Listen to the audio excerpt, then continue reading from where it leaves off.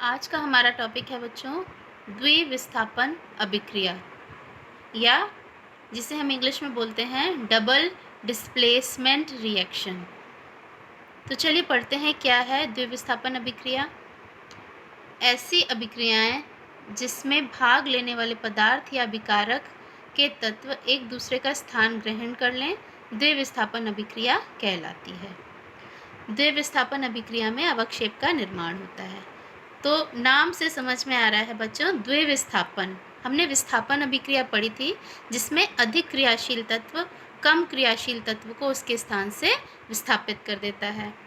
तो द्विविस्थापन अभिक्रिया वो है जहाँ पर दोनों अभिकारकों के तत्व एक दूसरे को उसके स्थान से विस्थापित करें और स्वयं उनके स्थान ग्रहण कर लें।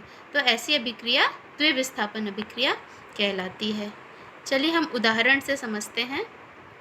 यहाँ पर हमने लिया है सोडियम सल्फेट, जिसका सूत्र है Na2SO4, सोडियम सल्फेट।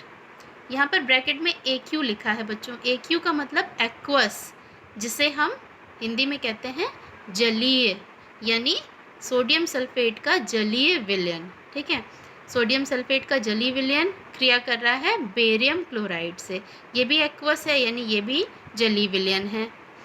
अब ये दोनों जब आपस में क्रिया कर रहे हैं तो यहाँ पर जो बेरियम है ये सोडियम को उसके स्थान से विस्थापित कर स्वयं उसका स्थान ग्रहण कर लेगा और बना देगा बेरियम सल्फेट। देखिए बेरियम सल्फेट बना, और जो सोडियम है वो बेरियम को उसके स्थान से विस्थापित करके क्लोरीन से जुड़ जाएगा और बन जाएगा सोडियम क्लोराइड। ये देखिए बच्चों, यहाँ पर सोडियम क्लोराइड बना, यानी बेरियम ने सोडियम को विस्थापित किया और उसकी जगह पर जुड़ के बेरियम सल्फेट बनाया, और सोडियम ने बेरियम का स्थान ग्रहण करके सोडियम क्लोराइड का निर्माण करा।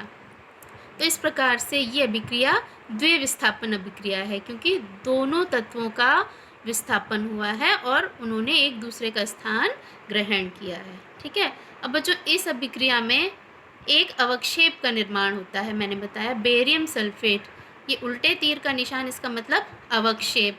अवक्षेप होता है बच्चों जब हम चौक को जब हम पानी में घोलेंगे तो कुछ देर बाद देखेंगे चौक पानी में नीचे की जगह पर इकट्ठी हो जाएगी, तो वो कहलाता है अवक्षेप। तो उसी प्रकार से बेरियम सल्फेट अवक्षेप के रूप में हमें प्राप्त होता है।